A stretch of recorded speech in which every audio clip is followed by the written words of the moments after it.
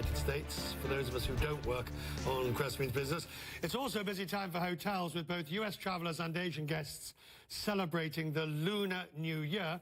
Punit Chatwal is the new chief executive of the Indian hotels company, owners of the Taj Hotels and India's largest hospitality brand. Good to see you, sir.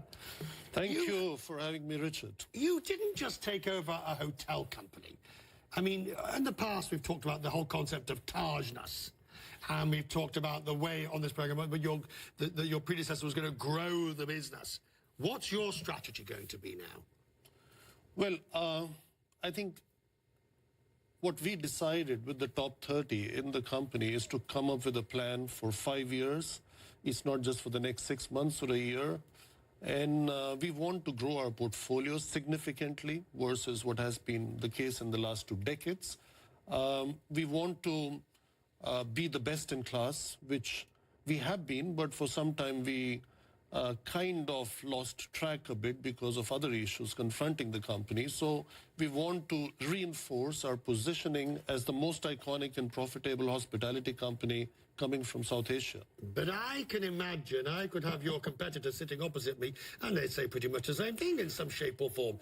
Yes, for sure everyone would say that, but I don't think anybody in this industry can claim to have the leadership positioning like we have in running the Palace Hotels, like being the largest resort operator in India, having hotels like the most iconic Taj Mahal Palace and Tower in Mumbai.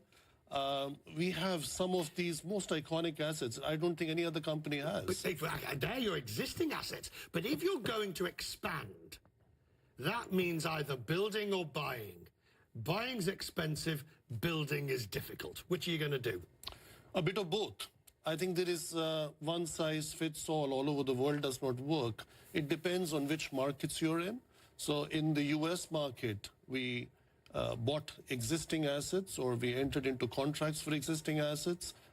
In Dubai, we ended up building new. In Cape Town, we ended up building new. In India, there are many, many markets that we will end up building new because we are present in all the mature markets anyways. And you're going for the franchise, the management model, or you're going to own the bricks and the mortar? It depends on which brand we talk about. Right. Taj is managed, will continue to be managed. We don't want to franchise the Taj brand. But when it comes to the lowest end of our brandscape, that is Ginger, which is predominantly economy brand for India, I think we would be open to franchising. As we look at the Taj, it's such a great, well-known, and you have some spectacular properties. How do you expand and not lose what your predecessor called the Tajness? Well, I think Tajness, if you ask most of the Taj employees, Tajness is a way of life. Tajness is the soul of our company. So Tajness is not just the hardware. It's the 360-degree value proposition that comes from all stakeholders, including our partners, to our guests. Right.